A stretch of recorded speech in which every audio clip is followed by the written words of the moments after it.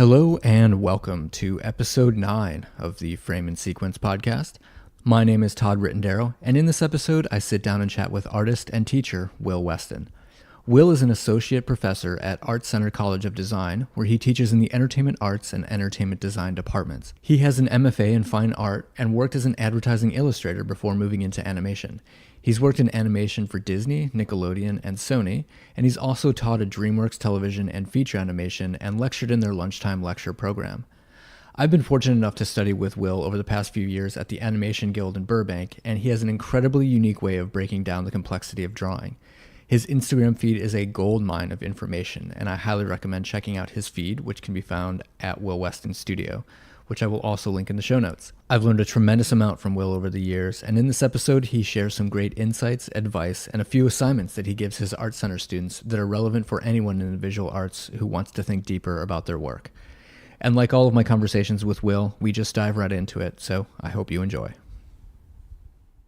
You know, if a student's smart enough and motivated enough, I think you could probably cobble together through various online classes and then taking life drawing classes and a few live painting classes, because you still need the demonstrations. You still need somebody to look you in the eye and sort of let you know that you don't know something you think you know, or maybe the converse, that you actually do know something that you don't think you know, because both of those things happen. And but I do think, for example, and I've seen it, people have cobbled together a pretty good education by going to the Animation Guild, and then maybe they pay a little more for other classes over at the Concept Design Academy, and maybe the Society of Illustrators, sort of put it around. They kind of ring, the big institution like, say, Art Center. They ring it, And Right. Now, I think Art Center at this point is still the A game, but Yeah, it's absolutely. an expensive game. It's an expensive game, but Yeah. I think just the pure concentration and the level of work. It's the culture, too. Yeah. One thing Art Center can do is provide the culture. And I think that's really what a university does. Yeah. So if you go to Art Center and you're a young kid, say, right out of high school, suddenly you meet all these other people who are the best in their high school class. Right. And then you meet sort of these little mutants who, don't show up in every high school class, but maybe show up twice a year at some school, or maybe twice a decade is probably more accurate. Right. And they're all there. But what happens is since everybody's in the same boat, this the Stockholm syndrome takes over. Totally. And your life is homework and class and homework and class, and that's basically what they do. Yeah. And that's really the secret. That's why when I post their images on Instagram, the comments I'm getting is well, those guys are amazing. It's like, well, yeah, because for every 5 hours they're in class, they're spending 10 hours on homework. Right. And it's concentrated, and they're influencing each other, and that's what does it. Yeah. No, I mean, the work that you post from your students continues to be even more mind-blowing class by class, I feel like. But the tone paper stuff I've been posting, ridiculous. Yeah, it's ridiculous. and it is getting better each class. Because what happens is I use student work to train the next generation of students. Mm-hmm. So whoever basically aced it this term sets the bar for next term. Right. And so I'm using, again, the culture of the school, right, and the culture of my class as well. I'm using to kind of influence future students as they go forward. Yeah. I use ringers. When I first started out, I would have students as TAs at Art Center because I had to help build the drawing program to get it up to sort of an entertainment level. And I'd latch on to a student who was pretty good, and I'd make them my TA, and their job was to basically draw in the middle of the class surrounded by other people so that they would raise the bar in the class, and then other students in the class would attempt to match them. Right, smart. And so what I realized is you want to basically pitch your class to the middle. So the setting or the tone of the class and the information is pitched to the middle. You allow the people who are more advanced to be more advanced. So in other words, you cut them a separate deal. They do more work. They do more elevated work. Yeah. All the people in the middle see that, and it just sucks them up into this kind of vacuum at the top. As the advanced people advance, all the people in the middle go with them, and you sort of scoop up a few more people sort of that are maybe in the lower rungs of the class, and you sort of bring them up too. Right. So the secret is a high middle. Yeah. It makes sense. Yeah, absolutely. It does. I know that you started out as an illustrator. I did. Correct. And I remember this funny story you told in class once about conning your way into a job. Do you know what I'm talking about? Conning is such a negative word. It is. I mean, let's use it. Wait, all right. I'm gonna start. I prefer over. to think that it made it easy. I made it easier for people to hire me.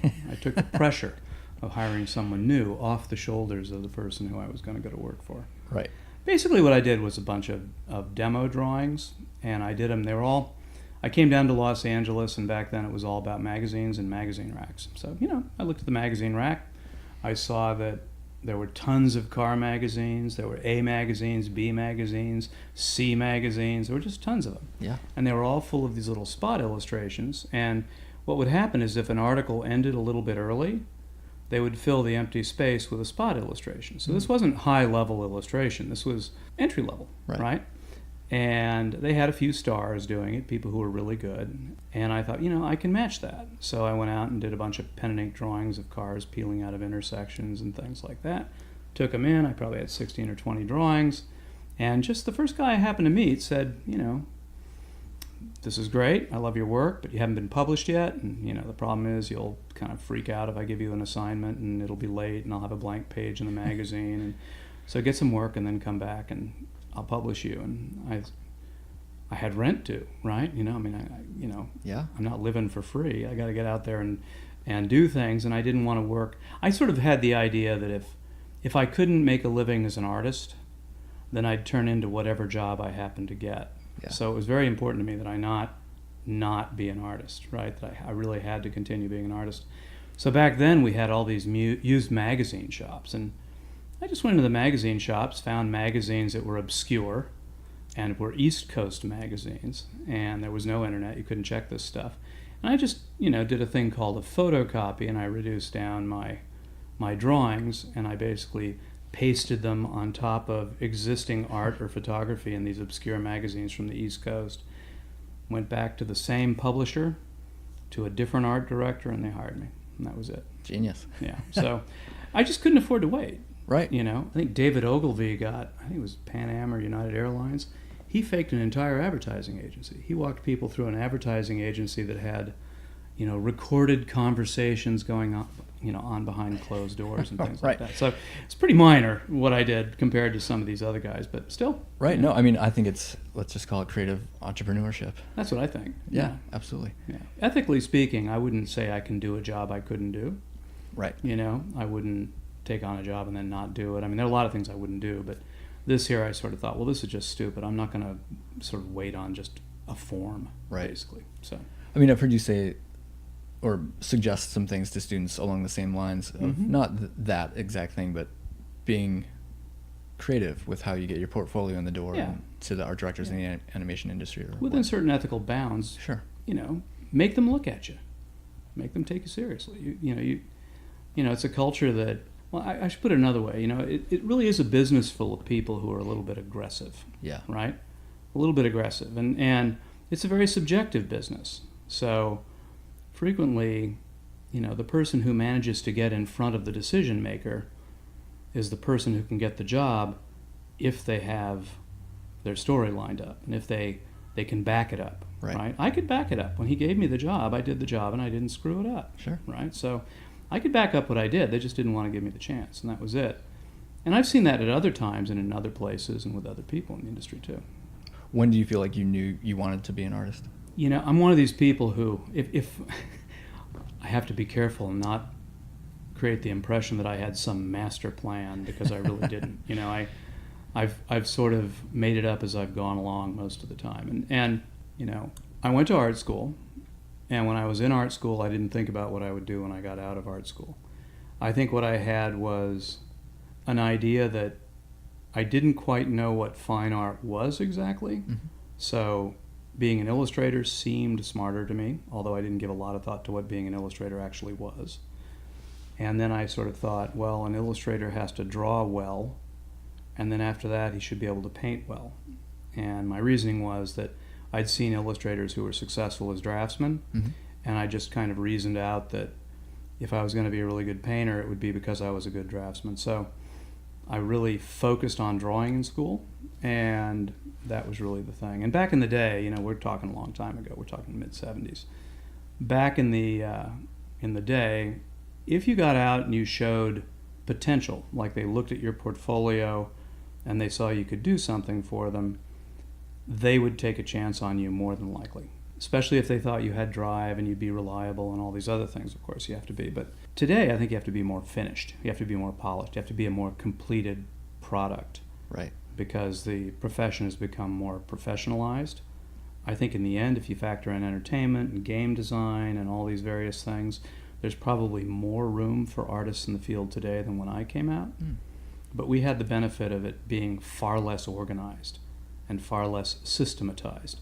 So you really could just kind of stumble your way into things and, talk your way into doors, and people would let you do it because there was no real alternative at the time, right? So they would just have to take a chance on you. Right. When you went to art school, was it Art Center or? No, I went to California College of Arts and Crafts, which is now called California College of the Arts. It's up in the Bay Area, and I went there because my mother picked it. So I didn't even pick the school. I liked it because it was in the Bay Area, and of course I went there in 1973. So it was a great time to be in the Bay Area. Imagine. And so it was I think, pretty good art school, and I was there at a really great time. And one of the great aspects of the art school really was the area that it was in, because, I spent a lot of time cutting classes and going to San Francisco and kind of experiencing that time period. Right. I mean, almost in the heart of the counterculture. Oh, yeah. Everything. Oh, definitely. Just, I mean, a lot of the major issues had been resolved. The Vietnam War was over. Right. So some of the sort of more divisive things had been resolved, although only about 18 months earlier, maybe a year, 18 months earlier. So, there was a lot of residual effect. Right. But a lot of it was really interesting. The sort of hippie movement was going on, and glam rock was going on, and I lived in the East Bay, so in Oakland you had guys with huge afros, and it was a flamboyant time period. Paul Simon said it was so great it couldn't go on because you can't run a culture that way. Right. And he's right. I mean, based on my experience, but I'm grateful for that experience. Yeah, God, I bet it was incredible. Yeah. And then you worked in illustration. That was part of advertising, right? Then. After I got out of the Bay Area, after I graduated from school, I sort of thought I wanted to, sort of strike out and kind of define myself on my own. I have a lot of family up there, and I was sort of very tied in up there. And so I came to Los Angeles because when I was in boarding school, I had friends that lived in Los Angeles, and I kind of mistook Malibu for all of Los Angeles. So, my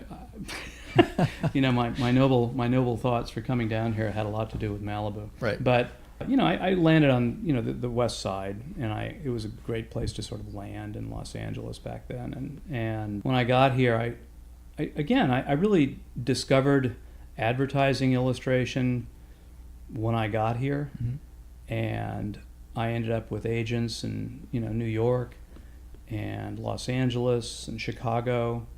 I had some agents in St. Louis for a while because they sort of specialized in beer posters and things like that. So that was a whole industry, and the secret there was to get agents showing your portfolio as many times in a given week as you could. Right. It just simply increased your odds of staying employed. I had a really solid 18-year run. Wow.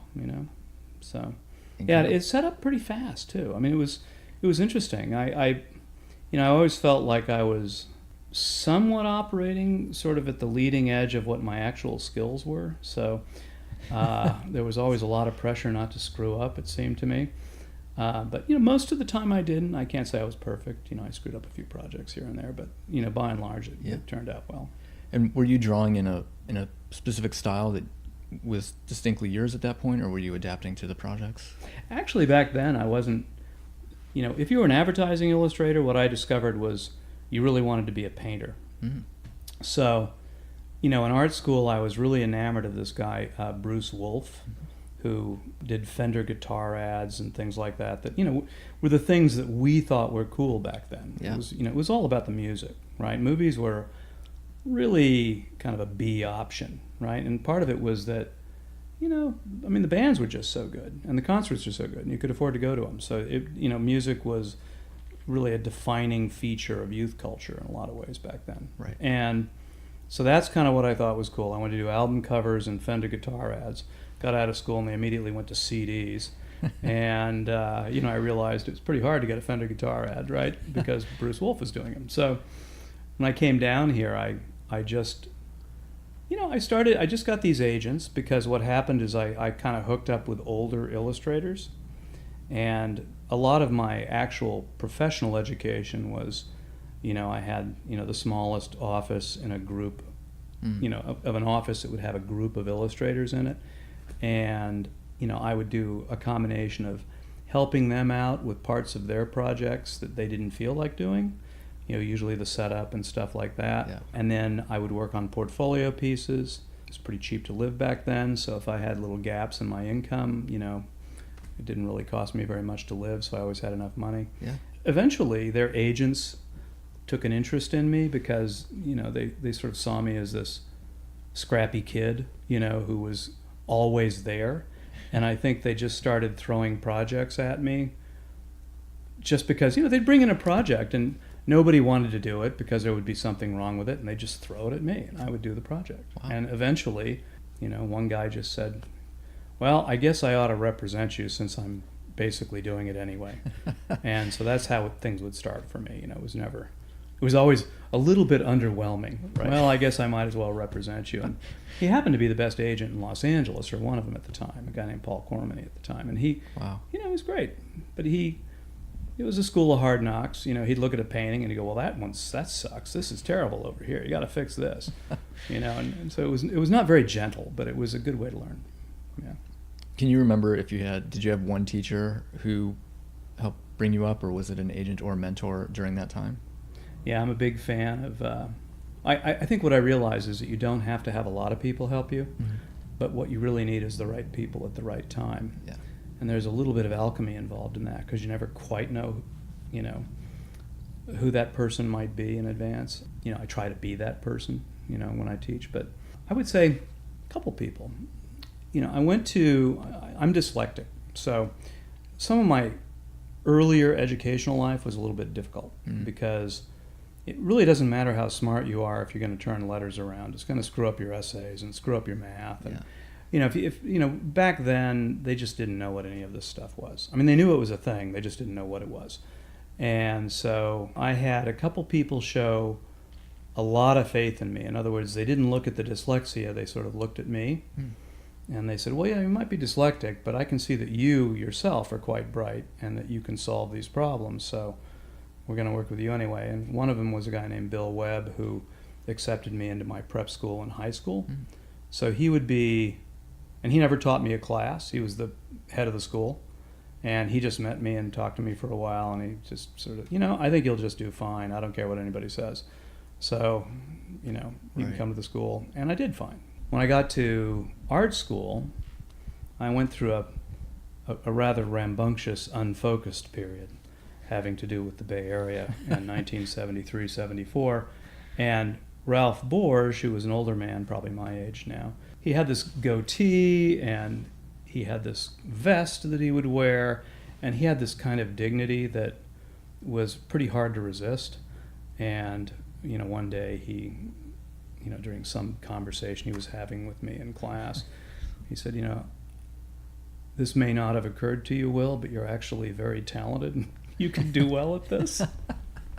and the truth is, I don't really think I'd given it a lot of thought. I really don't think I had. I mean, it was something I was doing, but so was everything else I was doing something I was doing. It was just something I was doing. I really didn't give it a lot of thought, But he did, and so he sort of said, what I'm going to do is you're going to let me help you learn how to focus, and you're going to let me help you learn how to do this stuff. He never became my buddy. He was a guy who checked up on me, and like sort of most of these people that I've run into, they by and large were pretty gruff with me. Yeah. They basically didn't think they should cut me any slack. So he really didn't. And I think he may have been doing that with, I wouldn't be surprised, I don't know, but I wouldn't be surprised if maybe he was doing it with 10 or 15 different people. I only knew about me. Right. But when I teach at Art Center, I have all kinds of little ways of motivating different students at any one time, and I wouldn't say it's 15, but maybe 3 or 4 at a time, I realized that, this student needs a lot of support. This student over here needs to be kicked in the ass. This student over here, and you sort of are helping them, but everybody needs to be helped differently, and I think he just sort of saw that with me, and that's what he did. Wow. He put me in with a group of people who were really good, too. He sort of selected my social group for me. So I ran into a guy named Lance Friedman, who went on to be very successful, another guy named Gary Rudell, who went on to be very successful. He really sort of stuck me in this group with highly motivated and pretty careerist guys.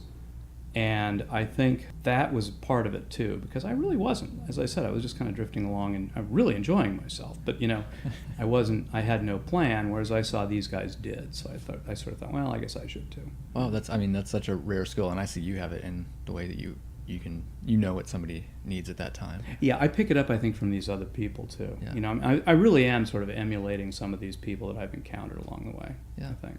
How did you make the transition from illustration to animation? Illustration was an interesting field because I think I got into illustration, and in a way I think I sort of got into the last maybe 18, 19 years of advertising illustration as a really good field to be in. It had been around for a long time. I think it was 100, 120 years old in terms of the way we think of illustration, right. Magazines, advertising, that kind of stuff. But I think I probably got in on the last 18 or 19 years. Of course, we didn't know that at the time. You're in there and you're just kind of in your time. You can't see 20 years into the future, really.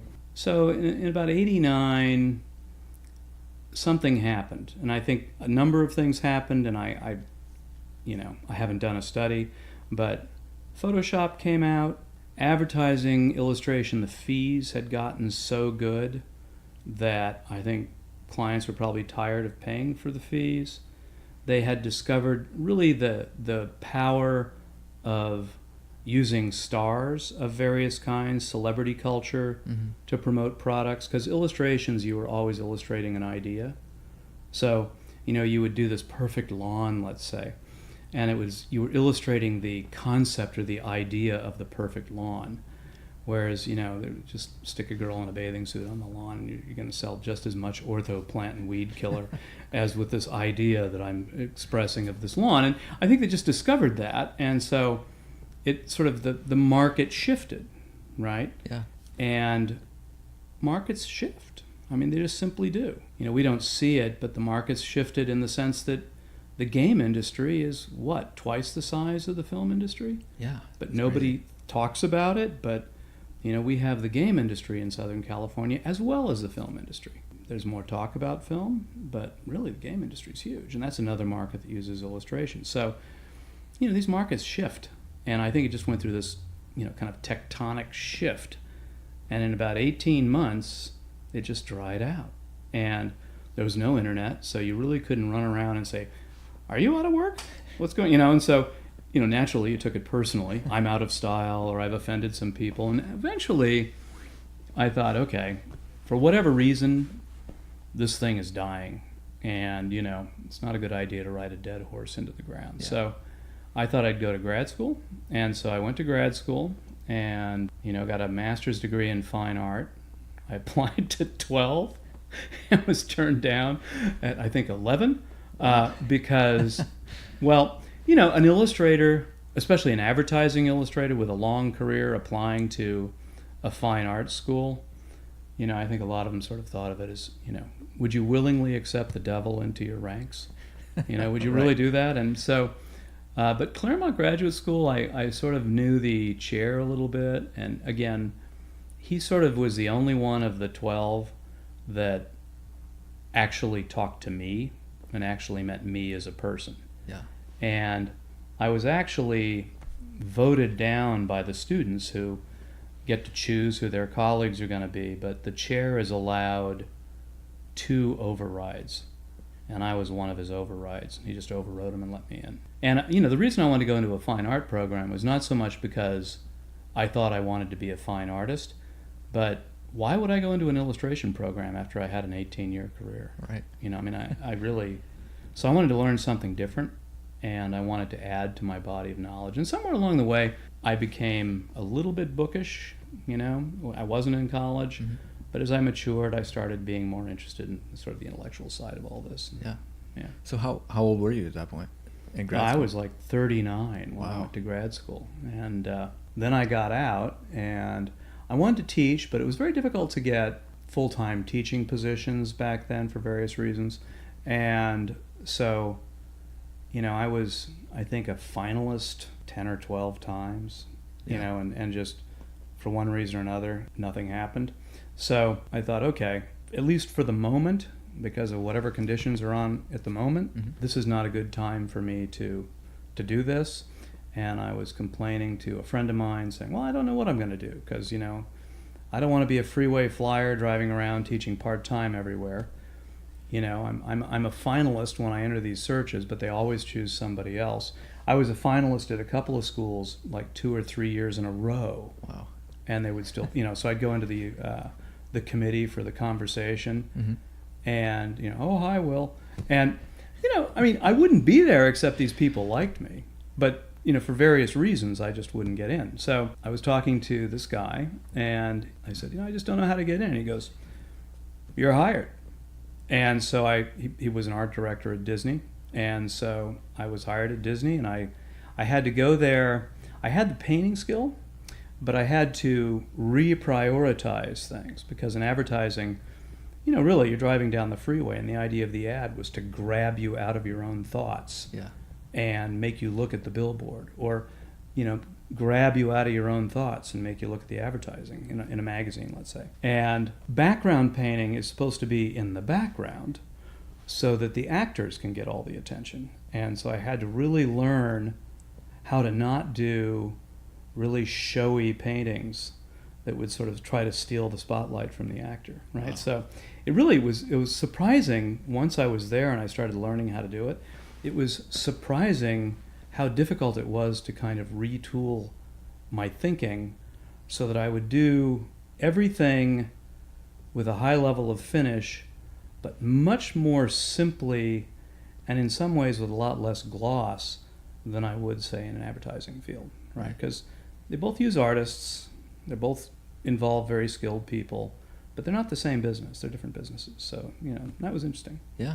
Yeah. Oh, that's very cool. And so you were still using gouache and I traditional didn't medium? paint in gouache. I painted in acrylic. Oh, okay. You know, a little bit of oil, you know, but, you know, really that's not a very commercial medium, you know. So I painted in acrylic, and I also painted in a paint that behaves like gouache quite a bit. It was called Cell Vinyl, and you could buy it from the Cartoon Color Company in Culver City. And I was using Liquitex for ages, and then I discovered Cell Vinyl, and that was it for Liquitex, because Cell Vinyl was made for people who did the background paintings for animation, and I was still doing a little bit of advertising illustration. I switched to Cell Vinyl, and everybody just loved it. I could make it look like airbrush and never pick up an airbrush. I could make it look like an oil painting. Cell Vinyl had this, it had twice the pigment of normal acrylic. So you could water it down really thin, kind of like a gouache, but it would stay opaque. Wow.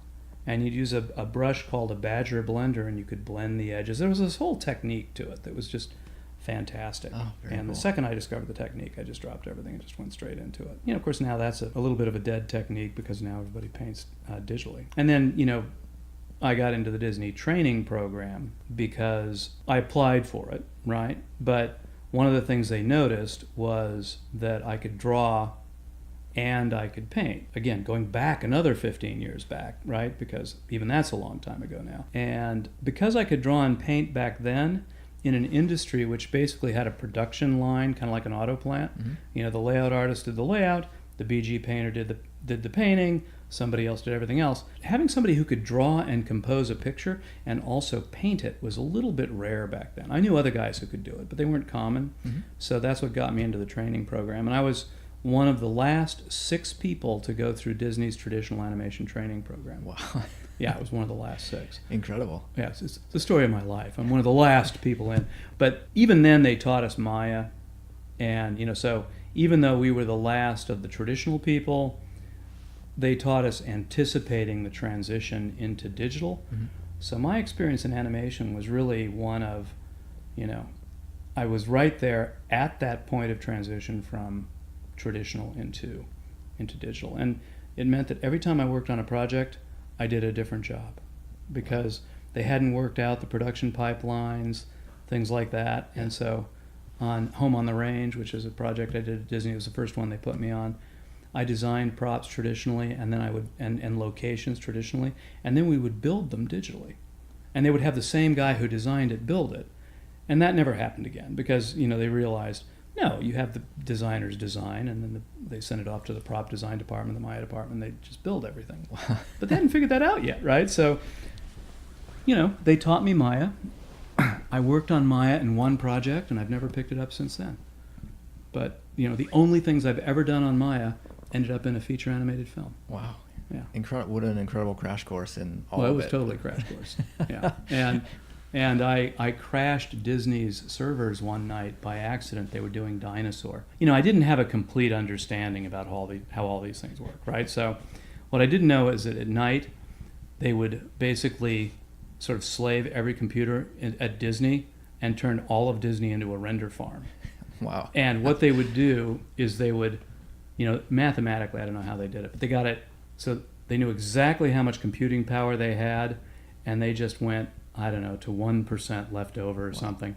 And one evening I'd done this interior of this train, and I was pleased with it, and it was a lot of work, and it really represented the apex of all my Maya training, and I thought, I want a print of this. So before I left, I just hit print. And that was just enough to crash the entire system that night. So I come in the next day, and there are a bunch of guys sitting in my office waiting for me. And what was interesting is they weren't really angry because what I did wasn't that big a deal. Who would know that they were operating to that level of, sort of precision at night? Right. And, I printed things all day long. It hadn't occurred to me that they were going to have to build this whole thing in order to print it. Right? So, anyway. How funny.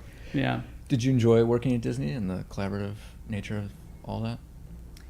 Yeah, I did. I mean, I think, it's the only time I ever worked where I was in a large system like that. When I was at Disney, Disney was in free fall. I mean, it was the Treasure Planet period, all of that kind of stuff. And so what had happened was they'd put all these movies into production.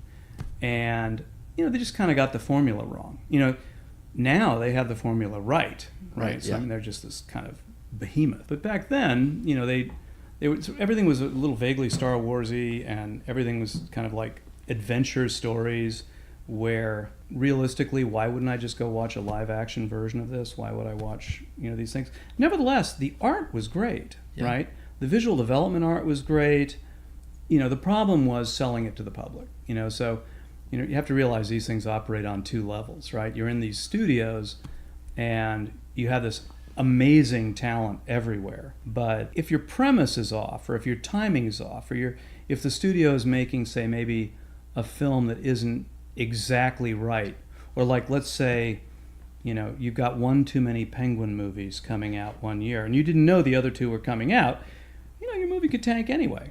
2 years later, it could be a success, right? Yeah. So these things are, they're pretty good at predicting it, but it can be a little tough. Right. So in Disney, walking around Disney, and again, I always get in before they organize these things so I could wander around all the floors and look at everything. Mm-hmm.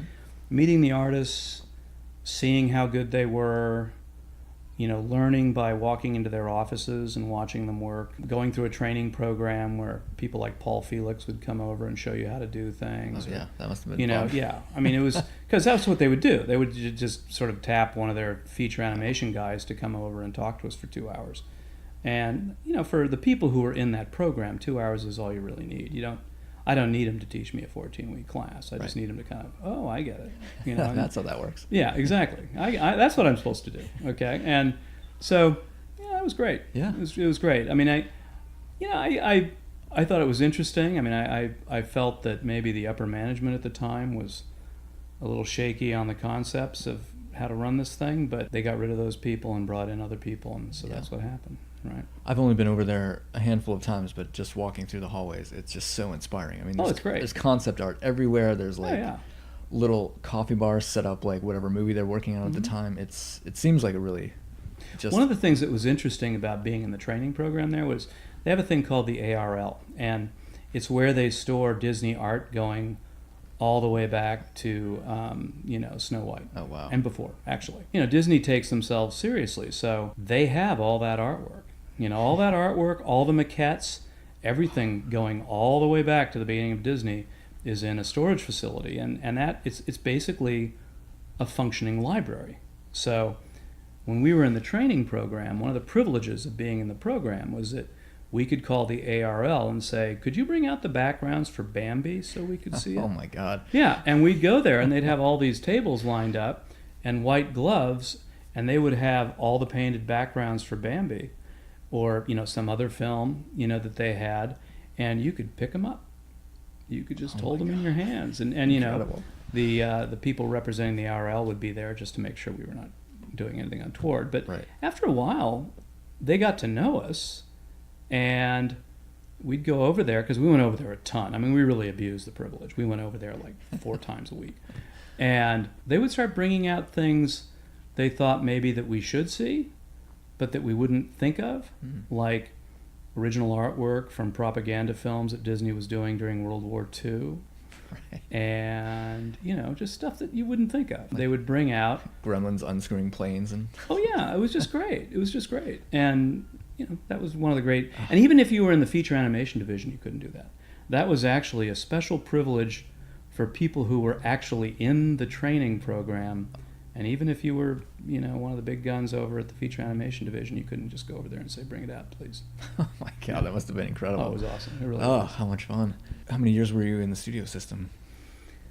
Not that long, really. I mean, I was in about 7 years. So, what happened was, in the 7 years, though, I mean, I worked at Disney, I worked for Warner Brothers, I worked over at Nickelodeon, and I was over at Sony. I worked on Open Season, where we were putting out their first feature animation under their own banner, and it was a decent hit too. I mean, it wasn't like, I don't know, Frozen, but it was a solid hit. While I was there, yet Carter Goodrich was there and Paul Lassagne was there, and they were working on development for Hotel T. They were working on Surf's Up. So again, it was this little pod building that looked like a bunker. Within the 20 feet of where my office was, the level of talent was just extraordinary. Wow. I mean, it was just all these guys collected in this tiny little area. We had access to the whole Sony lot and all that, so that was always fun. Yeah. And I was going to go on to Hotel T. There might have been a little gap, but I was going to eventually go on to Hotel T. And that's when Art Center called. I'd been teaching.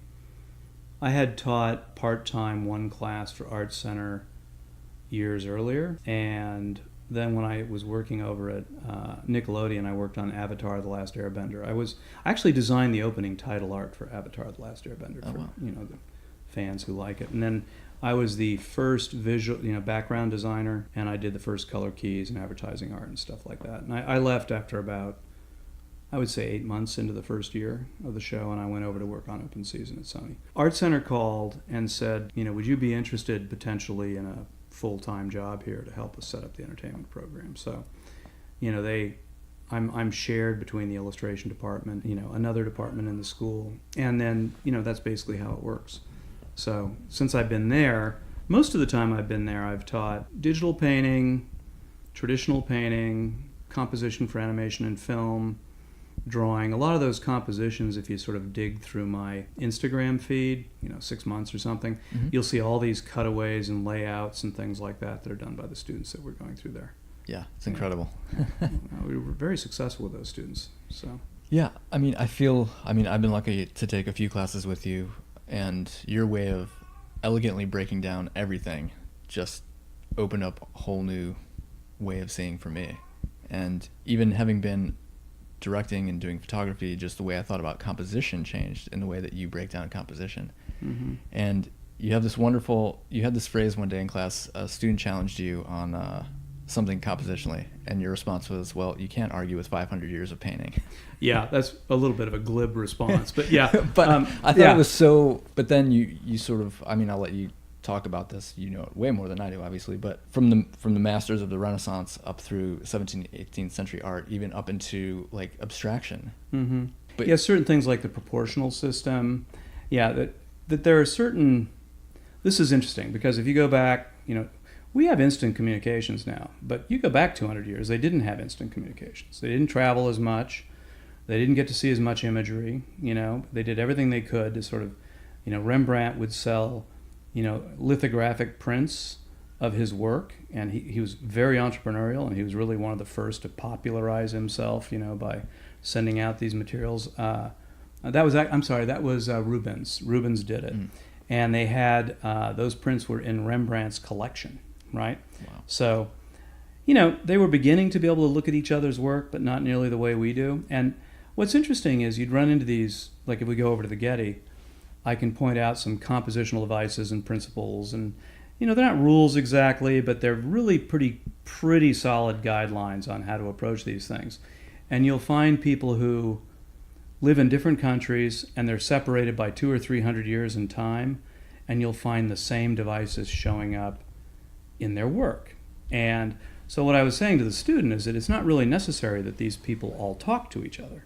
What's interesting is they all came to the same conclusions, whether independently or not. And so what they're doing is they're finding certain things to hold on to because they really help to make your composition work, especially in a narrative structure.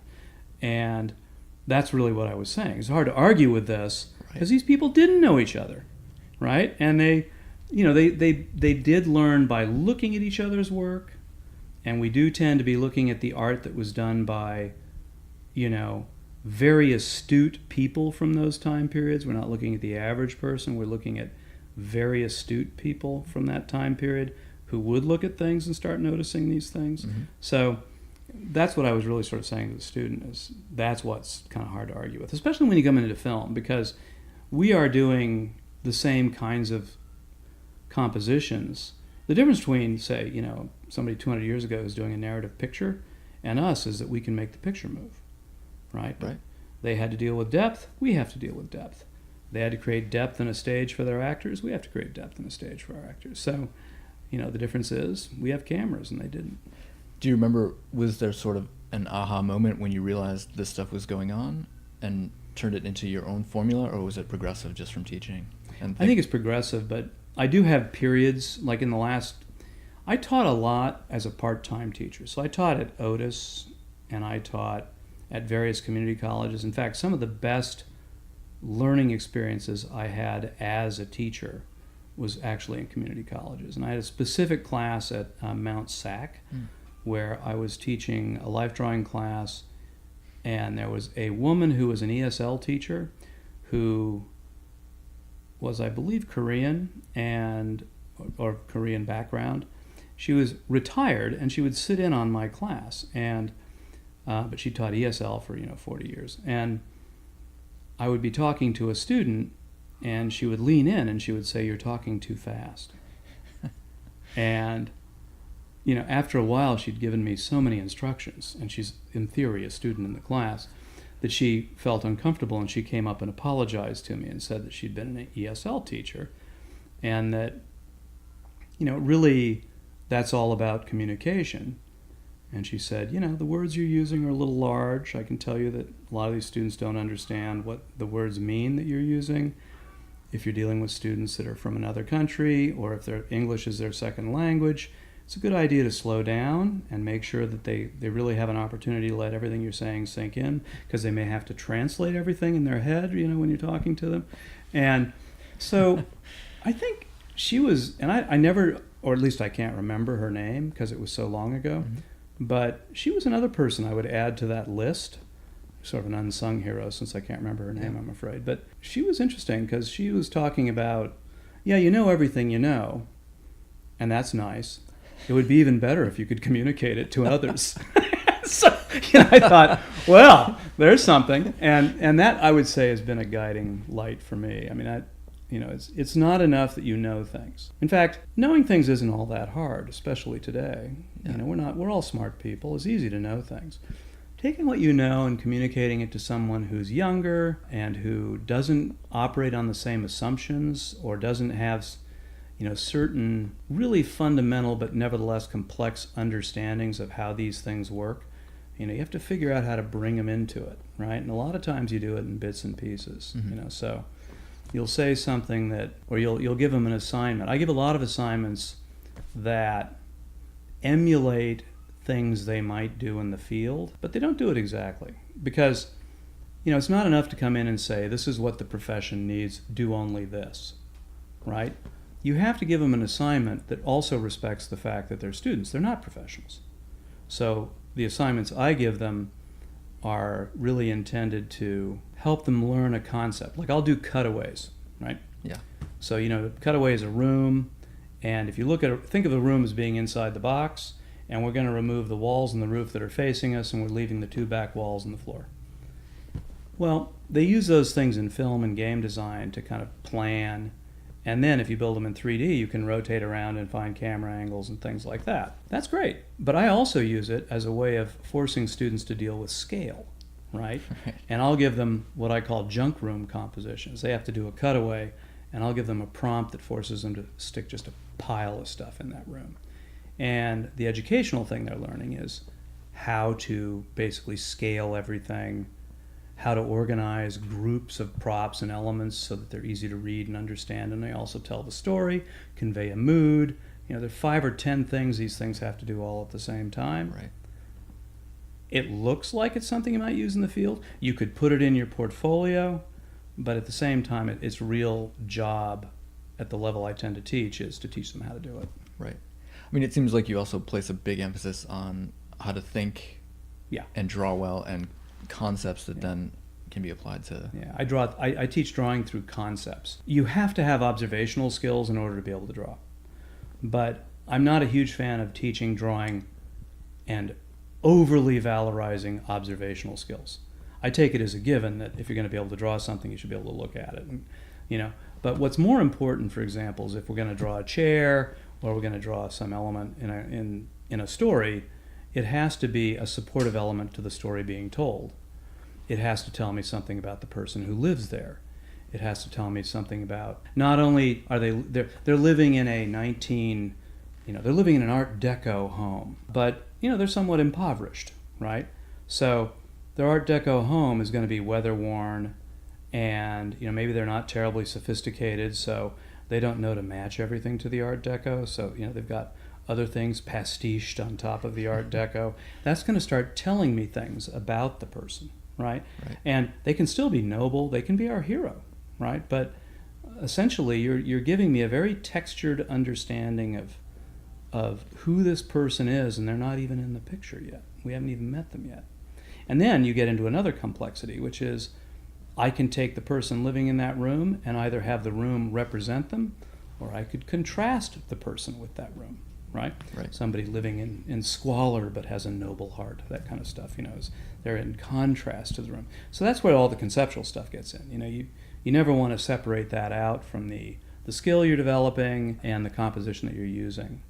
One of the things I do, you've seen me do this a bunch of times, is I draw a triangle, and I'll break the triangle into 3 separate pieces. And the bottom half of the triangle, I just write the word skill.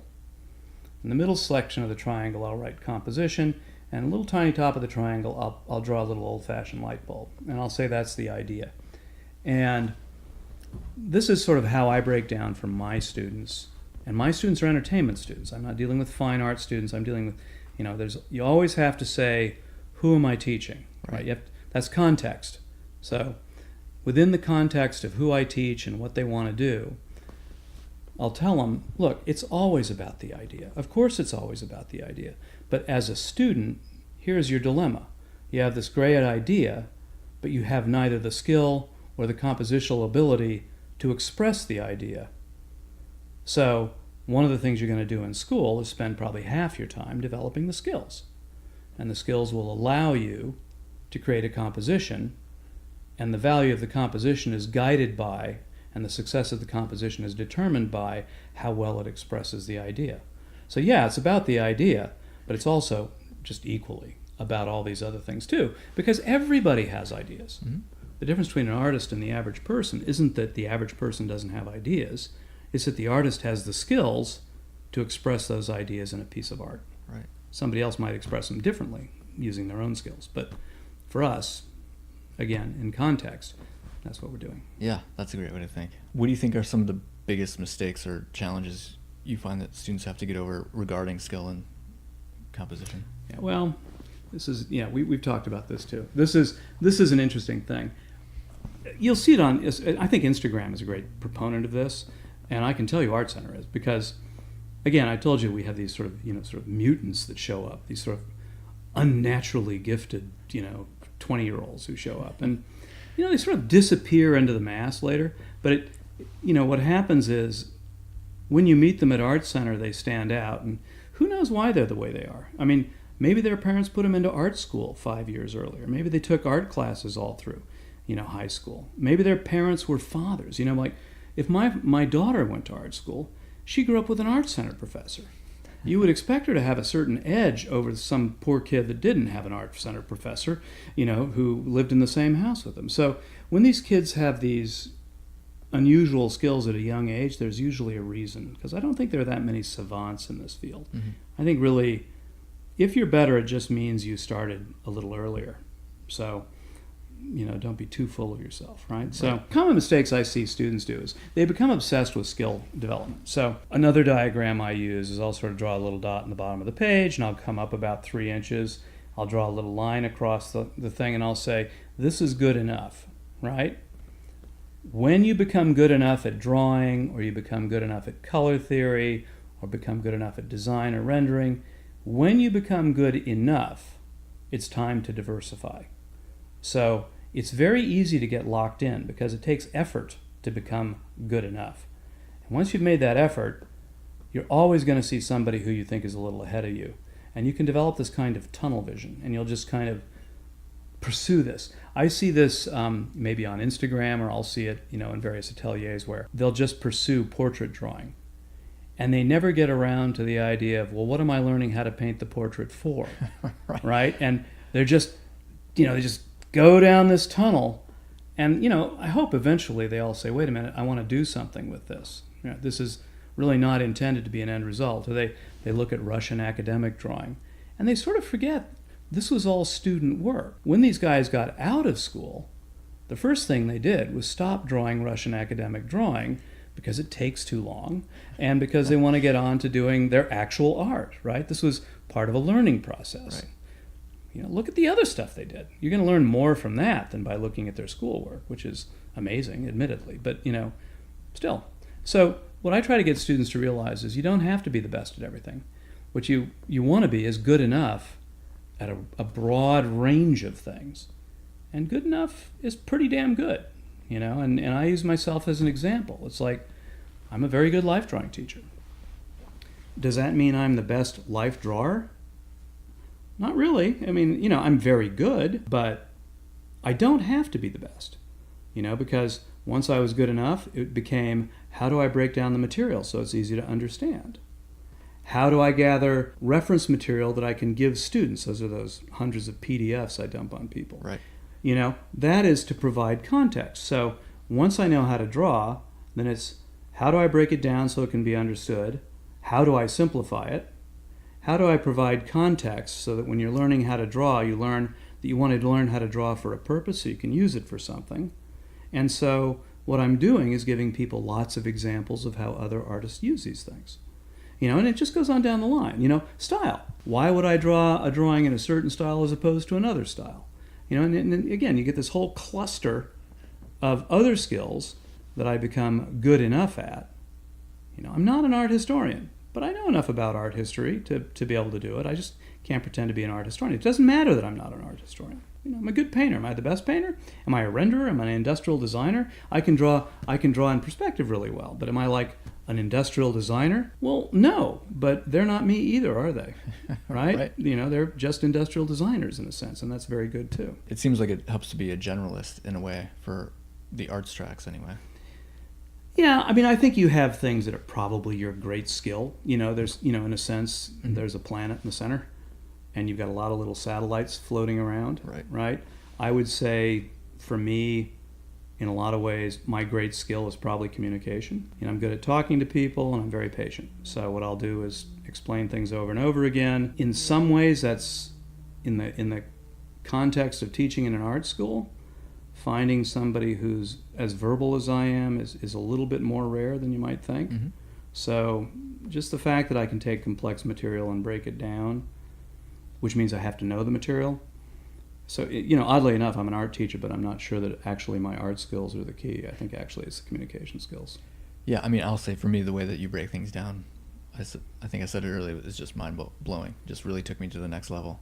It's fun to do. So much fun. It's fun to do. And I like doing it with a group of people because, I'm not an actor, but there's an element of performance to the whole thing. Mm-hmm. I'd be dishonest if I wasn't, I'm sort of like a bad stand-up comic, except I'm sitting down and drawing the whole time. Right. And, it's its own kind of theater. It's its own kind of theater. That's what it is. Yeah. And teaching is theater.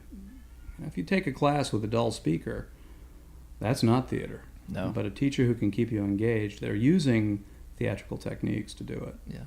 So, do you have any philosophies around practicing and how to practice in the way that you are not just repeating mistakes or that you're actually getting better? I'm a big fan of guided practice, which means you need somebody to help you. Mm-hmm. If you can get it through an online school or you can get it through somebody who you know, that would be good. Let me see. I think probably for people who want to get really good, there's going to be a period in your life where you're going to have to devote a huge amount of time to it. I think Art Center has it essentially right, where we lure people into the school. The whole time they're there, we own them, and there is nothing but Art Center. Right. And that's really the secret. And when they're not in class, they're doing homework. They're in the cafeteria doing homework while eating a sandwich. And they're doing it in big groups, mm-hmm. right? So there's a social aspect to it. Art Center has these computer labs everywhere. They're in every building. I don't even know how many computer labs Art Center has. But you go into some of them and it's just, they smell horrible, especially at the end of the term. You get the feeling people have been sleeping there. Yikes. And the pizza's been delivered there. And I know that sometimes, they'll screen movies. So people are in there working all night and just anything to keep you going, right? Anything to keep yourself going. They're screening movies for them to watch. And these are things that students tend to do for themselves. And is it healthy? Well, not long term, but it's a bit like medical school. Is medical school healthy? I've only read about, the horrors of medical school. Right. But I think a short period of time like that, because it's all done in context. Mm-hmm. So you have these skill classes, and at the same time, if you're in a good school, they're basically constantly applying the skill to something. All of my assignments are skill-based because I'm at the stage where I have to build student skills, but they're never just skills assignments. There's always another component to it. There's always, this is how it would apply to the industry. This is how it would apply to creative thinking or whatever. Yeah, I always love seeing the post of the 300 heads assignment. Oh, yeah. Yeah. Well, and of course, part of the fun of that assignment is it's slightly insane. And if it was 200 heads, it would be far less interesting. Completely. But since it's just a little insane, everybody goes, yes, and they go in there and do it, and all the students are very proud when they finished it. Yeah. And for those listening, do you mind just talking about what that assignment is real quick? Oh, yeah. The 300 head assignment, it's actually a master copy assignment. And here's the theory behind it, okay, the thinking behind it. If you were, say, to go to Disney in the 90s and you wanted to be an animator, and an animator, you can think of him as a person who animates characters in a film, but you could also think of him another way. You could think of them as a person who can draw a person with any facial expression possible for a human or a horse or anything, basically. Right. And they can capture these expressions with such nuance that no one else in art history has been able to do it as well. They can capture a guy who's feeling frightened, trapped, but has an inkling of an idea on how to get out. And they can actually get that in one facial expression. Yeah. It took years for these guys to learn how to do it. And the system that trained them basically no longer exists today, but the films do.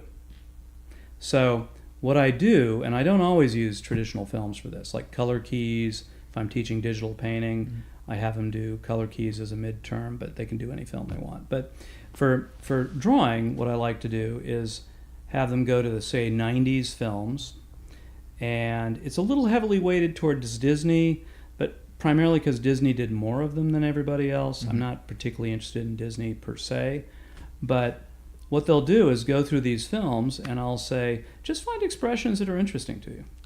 It's really loose, actually. You have to do 300 facial expressions based on facial expressions you're finding from different characters in different sort of 90s, all the way back to the 60s, because I go into 101 Dalmatians, The Aristocats, Jungle Book, Sword in the Stone. All of those films are included in it. Also, we do Iron Giant, Road to El Dorado, and a whole slew of Disney films. But I try to stay from the 60s forward so that the faces you're learning how to draw are sort of current. Pinocchio is great, but it's a little old. The structure, we're not really using those structures the same way anymore. Right. You can use Pinocchio for lots of things like lighting. Bambi is still studied for lighting, for example, spotlighting, that kind of thing. But for this, it's really a master copy. And 300 means I really don't want you to spend more than 2 or 3 minutes per head.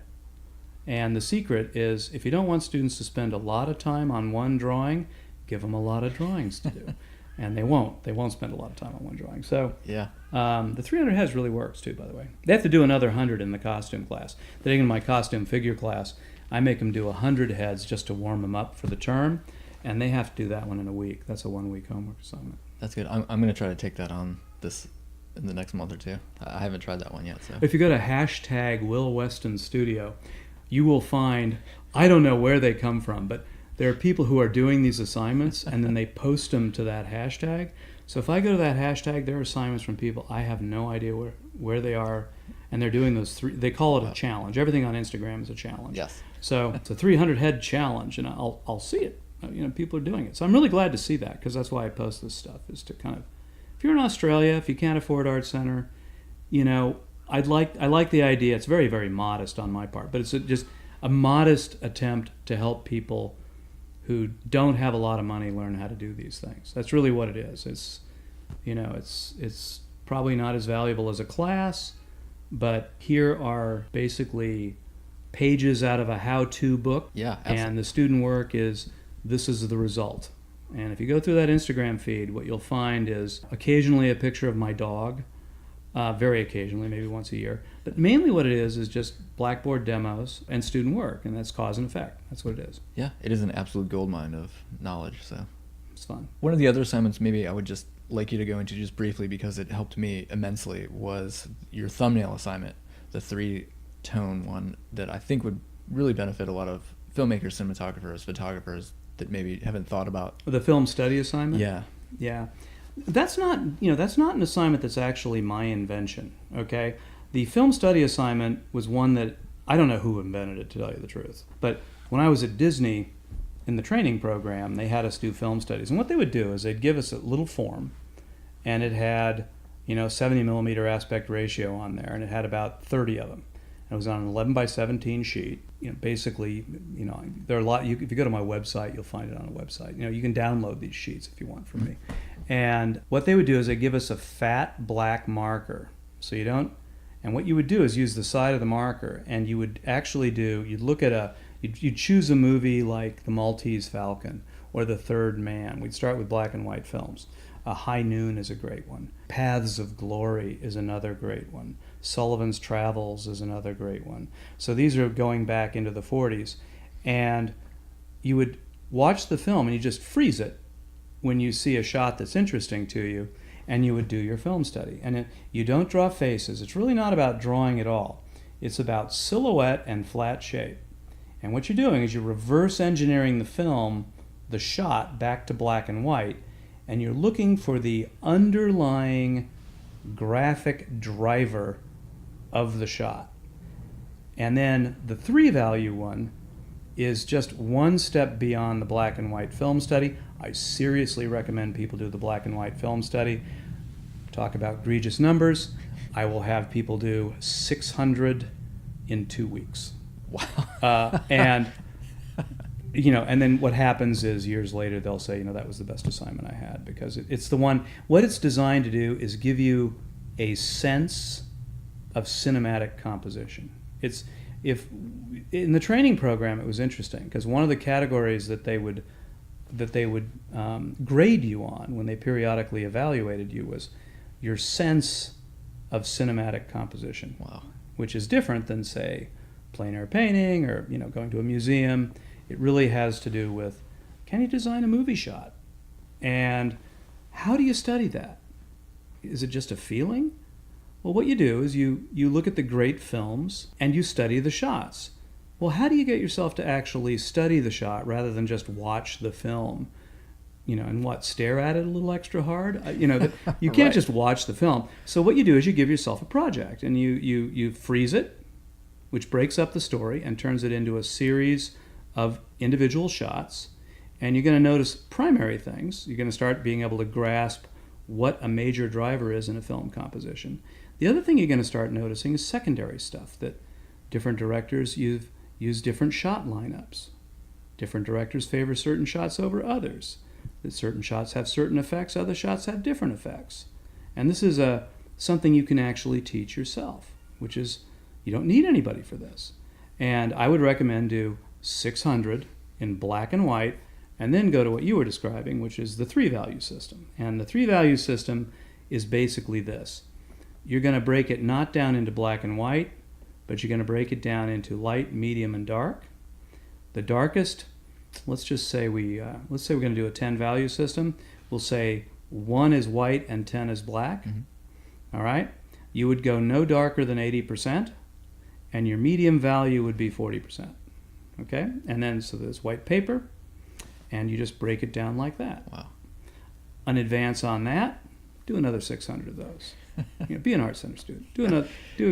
Be insane like the rest of these guys are. And, Exactly. And you'll get good, because that's the whole thing. You're competing with people in this field who really want to be in the field.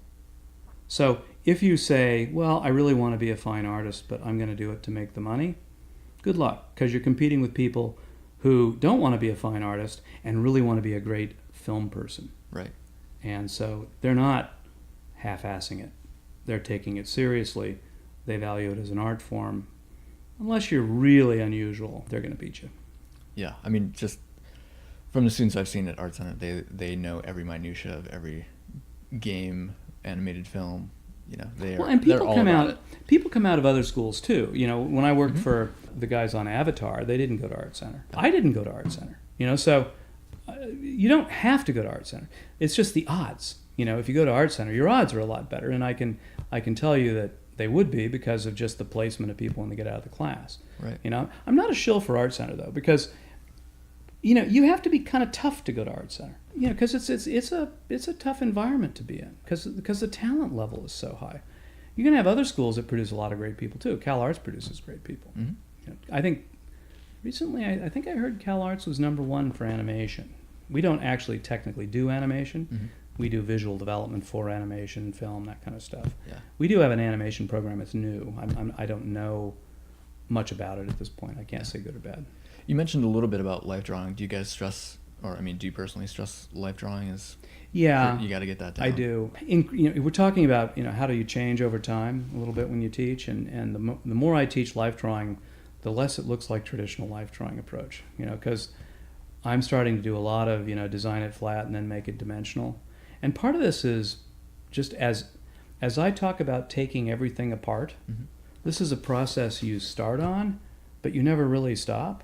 So once you start down that road of taking everything apart and questioning everything and saying, well, I don't know, a gesture drawing, it's really just simple and complex, right? And mm-hmm. The gesture is to teach you simple and complex. But part of me thinks, well, you could just teach people simple and complex and have them practice that, and then they'll be closer to the next stage of the process. So when I'm teaching it, and again, you'll sort of see it, I sort of break the torso down to a box of a certain proportion, and the rib cage is half of it. You take the bottom half, divide it in half. There's the hips.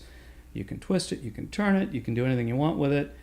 The most important thing for my students is that you can make it up without a model being there. Right. Because, again, we're not an atelier, so what we're doing, even in a life drawing class, is teaching people how to draw from observation, but we're also at the same time teaching them how to, or at least I'm teaching them how to draw things so that they can make it up. I shouldn't speak for Art Center this way exclusively, because we have teachers from different departments who are very, very good teachers, and they do things very differently than I do. So I should speak really only for myself here. Yeah. We have other points of view that are really excellent as well, so I'm not going to, say I'm the be-all and end-all of this stuff. I do think it's incredibly helpful how you break it down though and think about it. And seems like you're teaching design in addition to observation, kind of melding the two. Yes. Yeah. Well, you're looking at life, but in the end, you're responsible for a designed drawing or painting or composition. So why not teach design while you're looking at life? Because that's what you're breaking it down from anyway. I just think, again, you're taking two separate subjects, sort of folding them into one, and that speeds things up. Because kids today, when they're in school, they have to learn more than I had to learn when I was in school. I mean, I could spend half my time wandering around San Francisco in a haze, having a great time, and still get, I was a straight A student in art school. And it wasn't because the school was terrible or because their grading was easy. It was, I simply didn't have to learn as much. They have to learn everything I had to learn, plus all this digital stuff too. Now, increasingly when students come into school, they have such a good intuitive knowledge of the computer that eventually they may not perceive that as having to learn a lot of extra stuff. Yeah. It's like to my daughter, who's 16 at the moment, she doesn't really have to go out and learn any of this stuff. She just kind of knows it, and I just watch her. and it's amazing to me. But even students 10 years ago, 5 years ago, they did have to learn it more.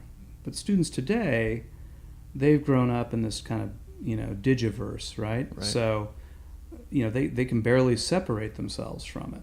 And so that means they're exceedingly comfortable there. And so maybe it's actually could be getting a little easier in some ways, because the computer stuff is becoming so intuitive that it's like knowing how to write. Yeah, right. Yeah, completely. So do you pursue any personal artwork at this point? I'm really a teacher. I mean, if I do stuff on my own, like I'll take my kid and we'll go to the Natural History Museum and draw dinosaur bones and, talk about her chemistry final. Then we'll move to another room and talk about dinosaur bones. And I try to teach her things without being caught in the act of teaching her things. So, because, you don't want to be taught by your dad exactly. So, but she's a very acute observer. So if I sit next to her and draw, she'll kind of look over and spy on me a little bit. And I'll see it, maybe not that day, but I'll see it later on showing up in her notebooks. She copies my posts in her notebooks. She has several notebooks full of drawings, and she's getting much better. But I don't tell her a lot. She's very good at self-teaching. She's been taught to do that. Mm-hmm. And I think that's, in any educational process you go through, I don't care whether it's art school or something else, the ability to continue teaching yourself afterwards is really the key, because the world's going to change a ton in the next 40 years. Yeah. So anything you learn in school today is going to change so much that you're going to have to relearn and relearn and relearn. Yeah. I have to learn about video now. Yeah. So I can help you there. Uh-huh. There's another phrase that you've said that I like: steal from the best. Yeah. Yeah, I know. Well, a lot of this is, Which, I mean, honestly, that it was about stealing from your Instagram. You're like, if you want to know how to do it, it's on my Instagram. Go steal it. Yeah. I'm teaching it. Yeah, basically that's what I'm suggesting. Yeah, I sort of start this by saying, so let's talk about influence for a moment, right? What do you mean when you say, boy, I really like so-and-so? I mean, I really love his work. I really love her work. I want to be influenced by this woman or that man. And, I want to be influenced. And what does that mean exactly? Does it mean that you look really hard at their work and then you just kind of go back and do things the way you did before? No. What it means is you look at something that they're doing that you love and you steal it and you use it in your work. And you don't steal their entire style or their entire technique. That's a different kind of theft, right? Right. What you're doing is you're saying that you and they share something in common. Mm-hmm. But at the moment, they're better at it than you are. So what you're doing is you share an interest in some area. You're learning from them. How do you learn from them? Well, you do it the way they're doing it. And I post all this stuff on Instagram, and what I'll tell students is, if you want to learn how to do this stuff, loot my Instagram feed. Just download it all, because you never know when the thing could go away. I don't know what Instagram's going to do. So you just download it all and get it on your desktop, and just treat it like a life drawing book. What I would say is copy the drawings. And don't just copy line for line, but when you're doing it, try to figure out what I'm thinking while I'm doing it, which means you probably want to start on the left-hand side, because I work from left to right. And so, all of my thinking is outlined in those posts. It's not just the drawings. It's what I'm thinking while I'm doing the drawing. And I'm figuring out how to do it all visually. That's why the little arrows are pointing everywhere all the time. Mm-hmm. It's so that I can eliminate a lot of text, because in the modern world, you're communicating with people globally, and only some people speak English. So what I try to do on the blackboards, and eventually I want to do a book of some sort, but I'm quite lazy. But when I do that, what I want to do is have something that is a book you really look at, copy from, and then go out in the world and do it on your own. Yeah. And I want it to be a book that you don't really have to read, primarily so that people who don't read English can get as much out of the book as people who do read English. Right. So, steal from me. And then in the end, what happens is who you are as an artist is sort of the collection of people you've stolen from, because that's a creative choice. And then what you've stolen from each individual artist is going to be different than what another person would steal. Right. So even that is a creative choice. And I saw it with Van Gogh. He started out as a Barbizon school painter. In Amsterdam, they have the Van Gogh Museum, and it sort of starts out with his beginning, and then the museum sort of ends with the beginning of the phase of Van Gogh's paintings that we associate with Van Gogh. Mm-hmm. But before then, he started out as a Barbizon school painter. He looked just like a Barbizon school painter. But every single new person he encountered, he took something from. And what he did is he created himself out of it. And in the end, he doesn't look like anyone else. So it's not about stealing somebody's whole thing. It's about, think of it as shared interests. You and they have something in common, but they're better than you at it. That's why I studied with Glenn Vilppu. I loved his hatching technique. Mm-hmm. And I did it. I did it before I studied with Glenn, but he was better at it than I was, so I studied with him. I liked Carl Nass because I liked the sense of motion and mass that he got. And, those were two guys I didn't mention previously who have been very influential because, in the 90s, I took a lot of classes with them. And I'm somewhere between Glenn and Carl, right? Because I'm not patient enough to be Glenn, and I'm a little too fussy to be Carl, so I'm somewhere in between, right? So I would be in Carl's class or Glenn's class, and students would sit in those classes, and they'd do these gorgeous demos. They were just gorgeous demos. And the students would look at them, and they'd go, wow, he's just amazing. I just love this guy. And then they'd go back drawing the way they were before when the model came up. And I was dumbstruck. No, you do what Carl's doing. That's how you learn from Carl. You do what Glenn is doing, at least when you're in the class.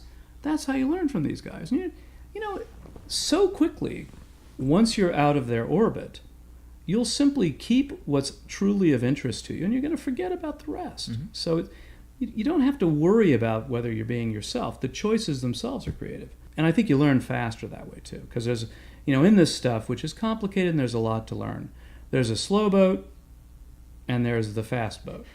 And, I advocate the fast boat by and large. Yeah, that's a great way to think. I love that whole idea. Yeah. Yeah. Well, I think I've probably taken up enough of your time. You think we've covered it? Yeah. I mean, there's so much good stuff in there. I think people hopefully will get a lot out of it. I know I certainly have gotten a tremendous amount out of your classes at the Animation Guild. Although maybe I shouldn't say that they're at the Animation Guild, because every time, except this last one, that I've registered in 17 seconds, I've been on the wait list. So my record is 11 seconds. Yeah. It's pretty good. So, yeah. So if anyone is thinking about taking your classes at the Guild, you better have your stuff copied and ready to paste. Yeah. It's when it goes live. Autofill or something. Yeah. Actually, back in the day, I used to have all of my friends call, because before the computer came along, in the 90s, you'd have to do it by phoning up. Mm-hmm. And I'd have 5 of my friends ready to phone, and the second you could phone in, all 5 of us would phone in, and one of us would get in and sign me up for all the classes. So I always got the classes I wanted. Yeah. And then we would do it for each other. I mean, we would do it for each other. So Yeah. it was, you always have to work the system to get in there. Yeah. Another resource, if you don't mind my mentioning resources. Please. I was going to ask you that next. I was going to recommend that the Animation Guild in Burbank is excellent. They have a website. You can just go find them easily. The Society of Illustrators LA is in Glendale. They're also really good, and I would recommend they have a website. You go there and talk to them. Obviously, Art Center is very good. Art Center, and is not the only art school. I taught at Otis. I think Otis is very good. Cal Arts is very good. In all honesty, I have to say Art Center is the best art school I've ever taught at.